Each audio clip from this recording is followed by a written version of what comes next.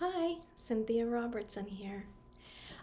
We were talking about boundaries, and I went into a little bit about gossip, and I kind of wanted to talk a bit more about that. I mentioned that I was gossiped about a lot. It seems like people either love me or hate me, which is okay. There's nothing I can do about that, and that's what I want to say. What I've learned from being gossiped about is that people want to believe what they want to believe about you.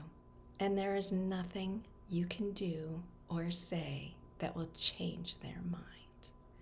So don't bother, you know.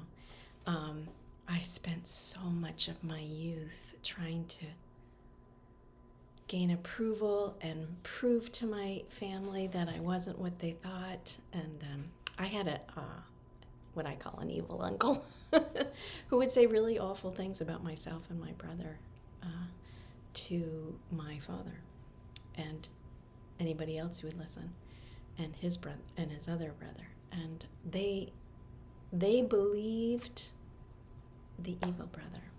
And I can't tell you how hurtful that was. But I also see that there was something lacking in them.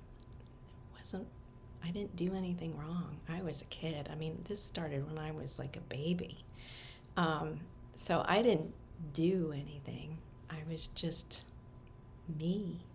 I was just of my father, and his brother didn't like that, and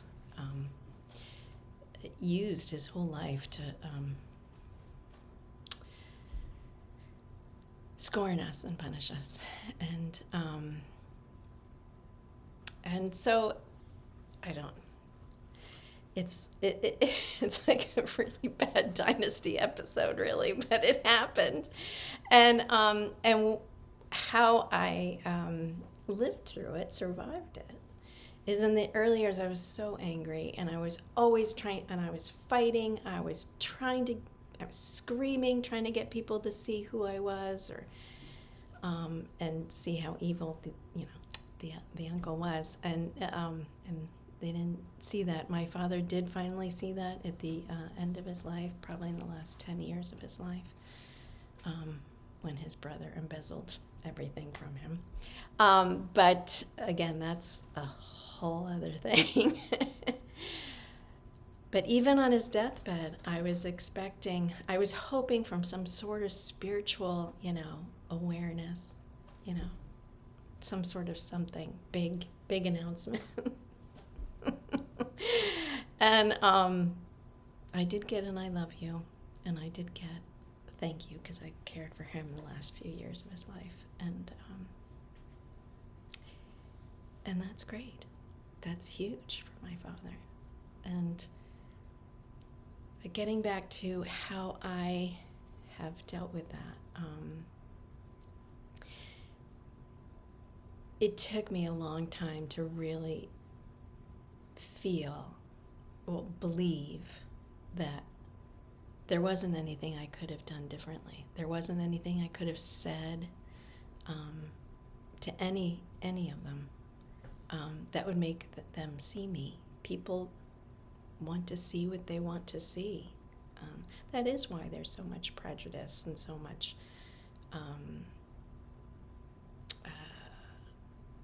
I don't know, icky stuff in the world. Is, we have our own perspective, and I'm going to go into an area that's probably not even my business. I was just thinking, like science, when you're trying to have an experiment and prove a theory, you don't look beyond what doesn't prove the theory. And that's true with people.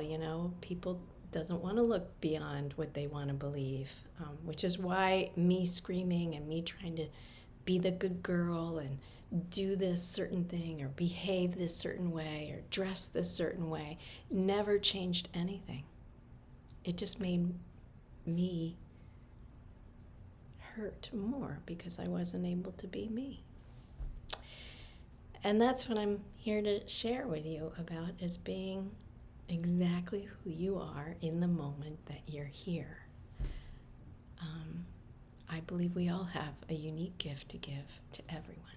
We are of service to each other. That's what we're meant to do. And I think my father and his family missed the boat that way. They didn't understand that love is important. Status was important, not love. And I'm here to bring love and light. So thank you. Subscribe, share it with friends and loved ones if this helps. And I will see you next time.